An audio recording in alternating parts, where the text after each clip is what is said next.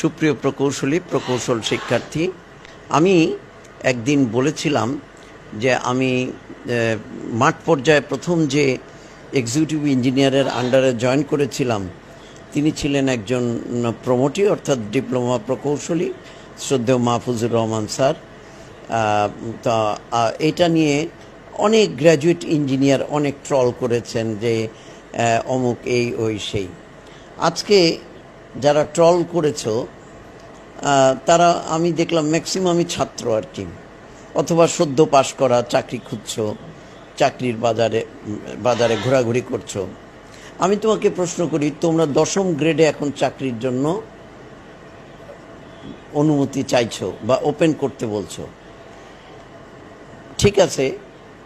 10ম গ্রেডে গিয়ে যদি তুমি জয়েন করো তাহলে কমপক্ষে 10 বছর তোমার ডিপ্লোমা ইঞ্জিনিয়ারের আন্ডারে কাজ করতে হবে, কমপক্ষে। কিভাবে? তুমি 10ম গ্রেডে সাব অ্যাসিস্ট্যান্ট ইঞ্জিনিয়ার হিসেবে জয়েন করবে, তোমার উপরে থাকবে 9ম গ্রেডের একজন অফিসার, মাইন্ড ইট। তিনি কিন্তু অনেক ডিপ্লোমা প্রকৌশলী বর্তমানে প্রমোশন পেয়ে 9ম গ্রেডে গেছেন। তার উপরে থাকবেন একজন 6ষ্ঠ গ্রেডের অফিসার। অনেক ডিপ্লোমা প্রকৌশলী এই 9ম গ্রেড থেকে 6th গ্রেডে গেছে উপজেলা ইঞ্জিনিয়ার হয়ে। তার উপরে বেশ কিছু জায়গায় এখনও কয়েকজন আছেন নির্বাহী প্রকৌশলী 5th গ্রেডে।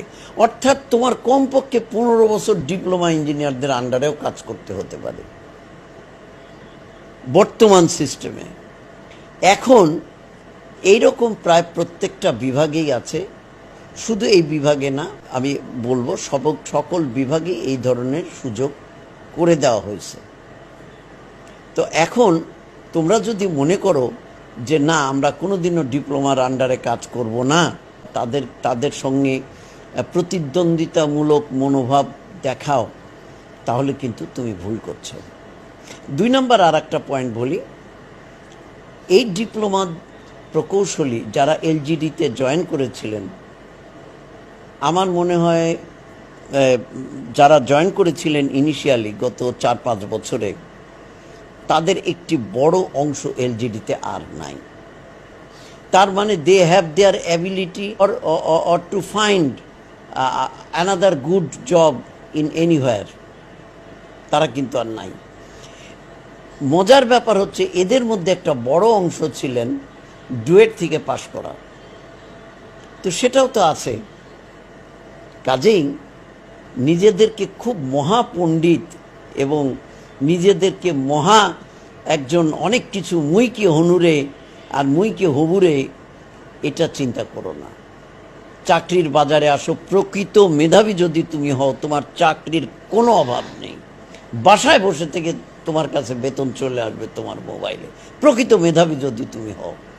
আর যদি হও যে নামকা বাস্তে একটা সার্টিফিকেট আছে গ্র্যাজুয়েট ইঞ্জিনিয়ারের, কিন্তু আমি চাকরি চাই, আমার অনেক কষ্ট লাগে যখন একটা গ্র্যাজুয়েট ইঞ্জিনিয়ার 5 লাইন লিখলে তার মধ্যে 4 লাইন ভুল পাওয়া যায়।